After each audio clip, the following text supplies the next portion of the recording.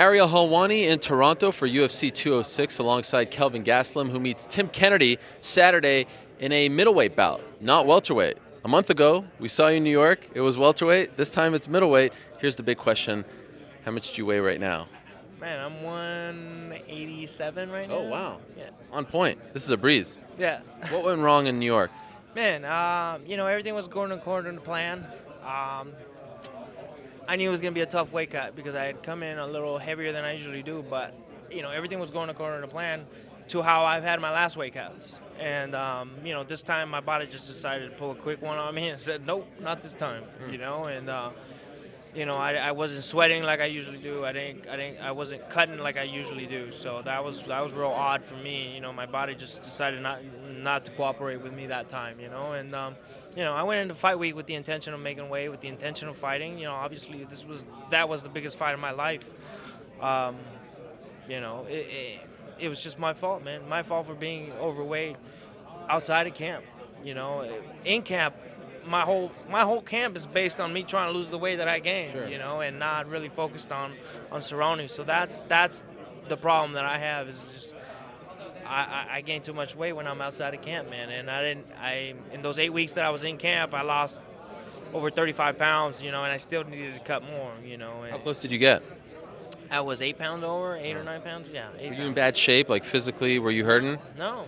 Like hurting? Yeah, I was Like hurting. that Friday morning? Yeah, I was hurting a little bit. Were you scared? That's normal. You know what? To be honest, I was. That's interesting when you ask me. Why you ask me that? Well, I mean, I've seen some bad weight cuts, and I know it's traumatic on your body, and some guys have to go to the hospital. Did you have to go to the hospital? Not this time, no. Okay. But honestly, I did feel scared. I did feel Scared for your health? my life. Yeah, Yes. really. But I went in there with the intention of making the weight and fighting, man. But obviously, it just didn't happen. And these last few weeks have been a headache, man. Yeah. Well, then you had this whole thing with the commission, right, where they suspended you and you didn't know if you were going to be. So this has to be probably, like, I know it's a short one, but one of the more stressful camps of your life, right? For sure, it's been the most stressful period of my life. Period. Right. What happened in New York didn't just affect my work life. It didn't just affect my reputation. It affected a lot of aspects of my life, my personal life, my relationship with people in my personal life. It's just been a big headache, man. Wow. And it's been rough to get to this point. Obviously, I had to battle through getting the suspension lifted, and my management team deserves all the credit. Ali and his management team, I mean, they fought hard and to get that suspension lifted. So I'm just happy to be competing, man. And so mentally, like, how would you describe your state right now? Do you feel like there's a lot going on up there? Like, would you have rather had more time to prepare for this and kind of calm down from all the drama? I mean, no, because I was well prepared for the fight with Cerrone. So Okay. all I did was just fine tune and maintain during these last few weeks, Okay. and I was just trying to stay positive, trying to stay away from all the media and all the crap that was going on, and just focus on the positive and focus on Kennedy. And yeah, man, I just feel lucky to be able to compete again. Ali tells me that this is a pit stop at 185. You're going back down to 170. Is that accurate? That's the plan. Yeah, We've been through this before, right? Where they said you're going to 185, then you fight, and then you win, and then you go back down. Right. And now Dana says that he's not letting you fight at 170. How are you going to convince him to change course? I will show up to his doorstep at Zuffa headquarters, and I will show up at 170. Why go through all that? You had success at 185. Why put your body through this? I feel like this is the optimal weight class for me. 170 is. Yeah, Okay. for sure. And my biggest deal is just maintaining my weight outside of camp, like I said, and really changing my lifestyle. I love to eat my Mexican food outside of camp, and it affects me. It affected, obviously. It affected my life. It affected my professional work life.